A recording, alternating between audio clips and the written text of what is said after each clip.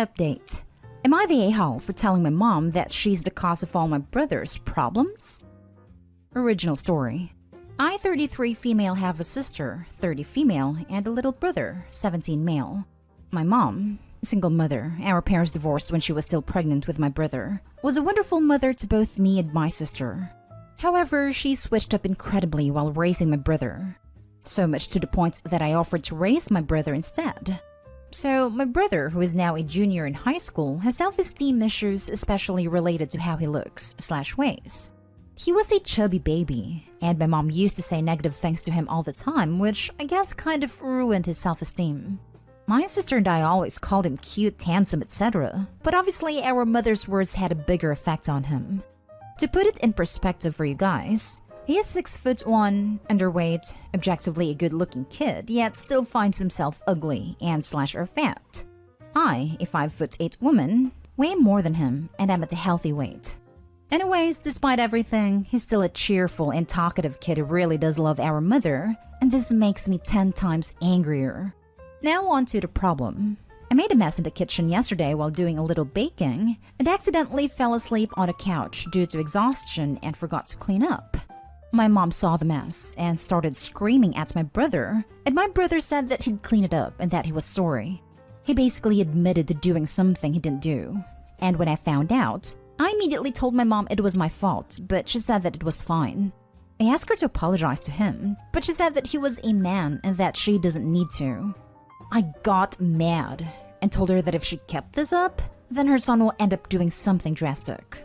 She said that she wasn't doing anything, and I said something along the lines of, "Seriously? You're literally the cause of all his problems." I also called her a terrible mother. She got mad.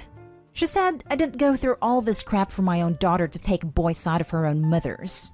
She made a lot of gender-based comments like, "You're a girl, you should take my side," and "He's a boy, he deserves it," etc. Then she went to her room and slept. Honestly, I'm just confused now. Also, while I don't regret standing up for my brother, I feel like maybe I shouldn't have blamed her for all his issues since it's a pretty big accusation and she's obviously hurt. I'm thinking I should have been more mature. Plus, she wasn't a bad mother to me or my sister, so maybe that wasn't called for too?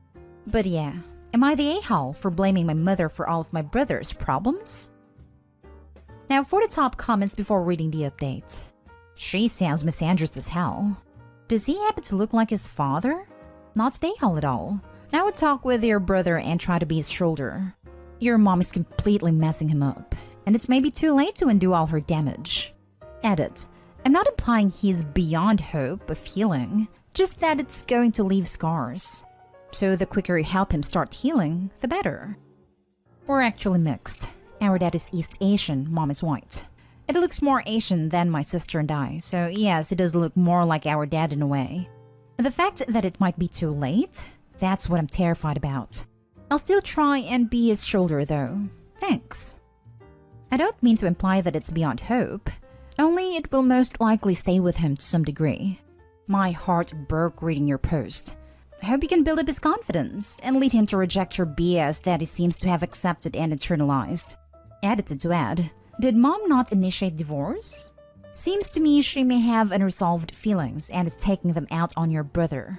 Pure speculation on my part though. Not a-hole. Wow, that is some mistreatment there to your brother.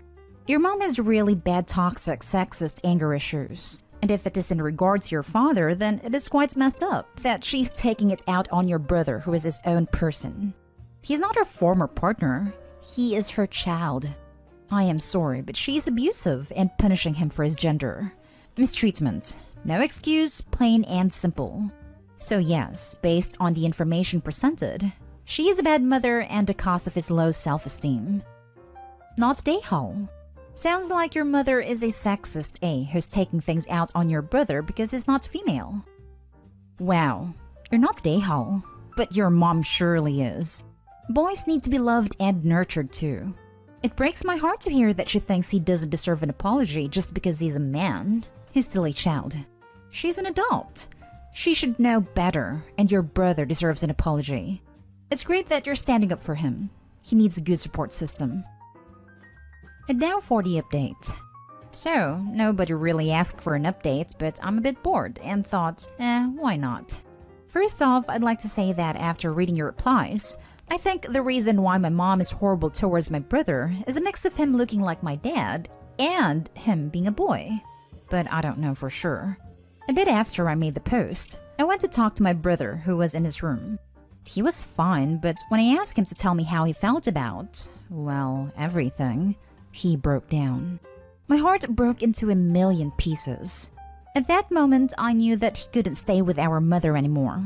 So I called my boyfriend of 5 years and asked him if my brother and I could move in for a bit. He has the space, and my brother gets along with him, so he agreed. My mom didn't give a damn. She didn't even say goodbye to him. She asked me if I could stay, but completely ignored my brother's presence. I tried my hardest to stay calm and not shout at her for it, but the way she was acting was so mean.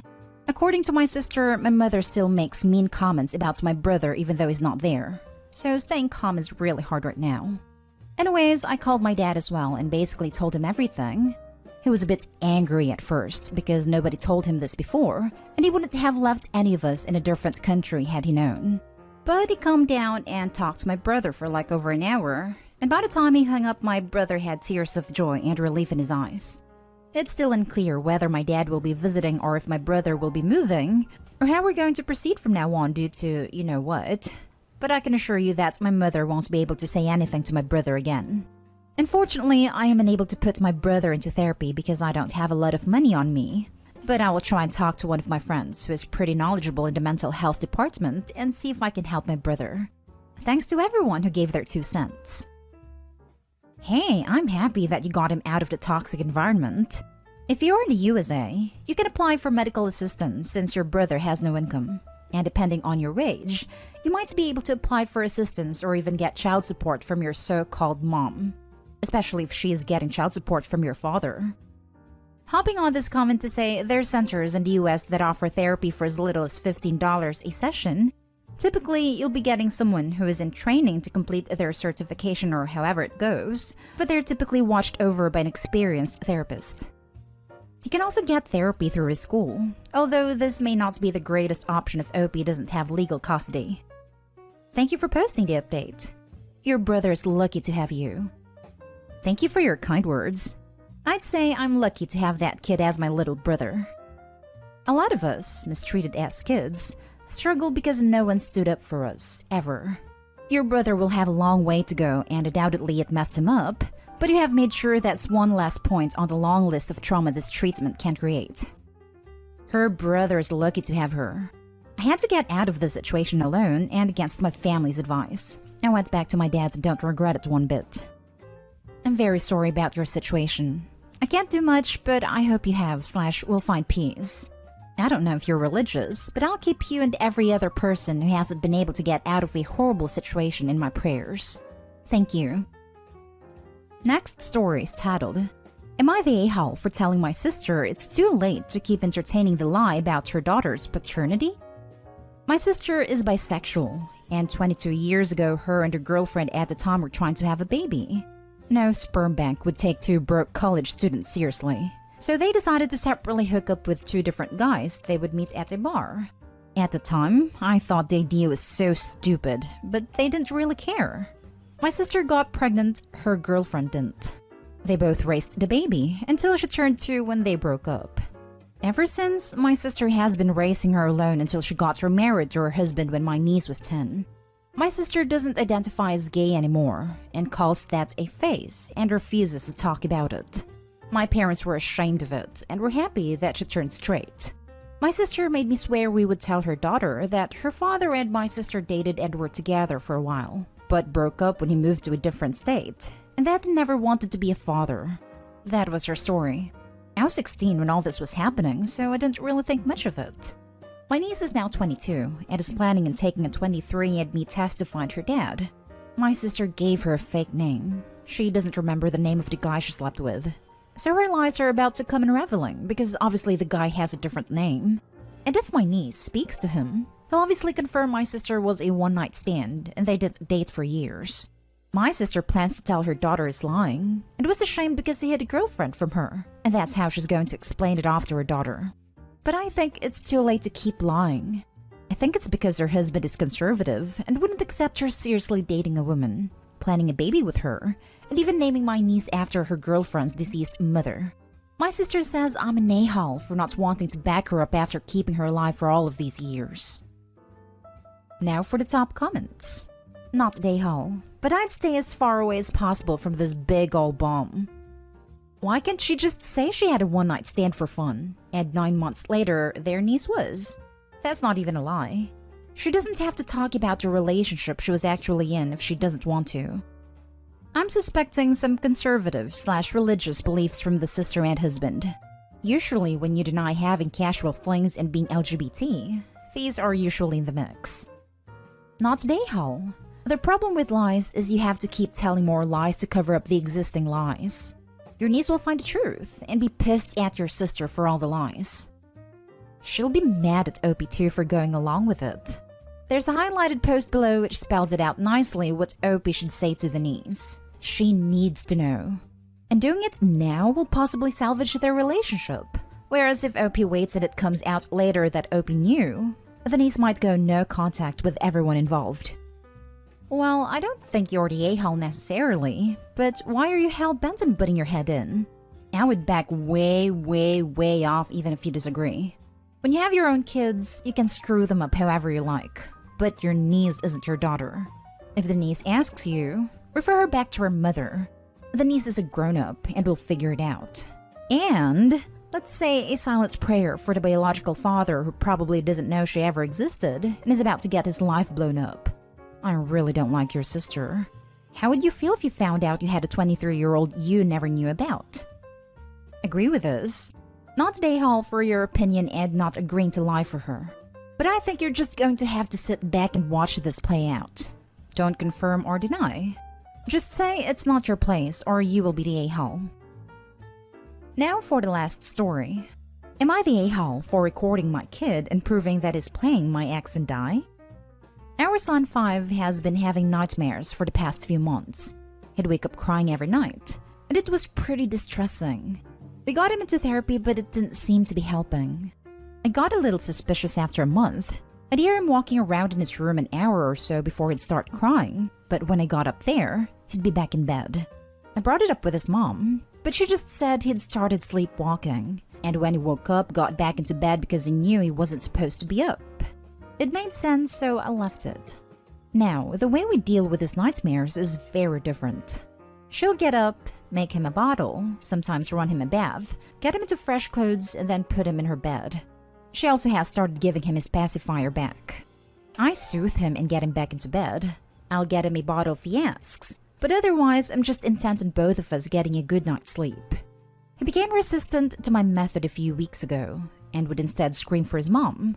The first couple of nights I put him in my bed and slept on a couch, but the third night I called my ex to come and get him. It worked pretty much like that every night. This week I put up the old baby cams in his room. He used to have it on a fixture above his crib, so it wasn't too difficult. Lo and behold, he woke up, completely fine, and started playing with his toys. After about 40 minutes, he quietly put them all away, got back into bed, and started crying. Like usual. I sorted him out, got him into my bed, and the next day I called my ex to tell her about it. She didn't say much regarding the situation, bar telling me we'd bring it up on therapy. She was pretty angry though, saying I had violated our son's privacy, and she no longer felt comfortable letting him stay the night. I told her she was being ridiculous. She grabbed a kiddo and left. The next day in therapy, I naturally brought it up. Again, my ex diverted the conversation and we essentially wound up arguing. We left and headed back to mine. After a little while, she said that it didn't matter that he was acting up. He clearly needed more attention and love, and I was trying to make him seem like a bad kid.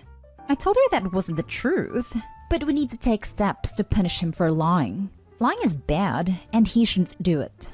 She's still angry, and so not much got through to her.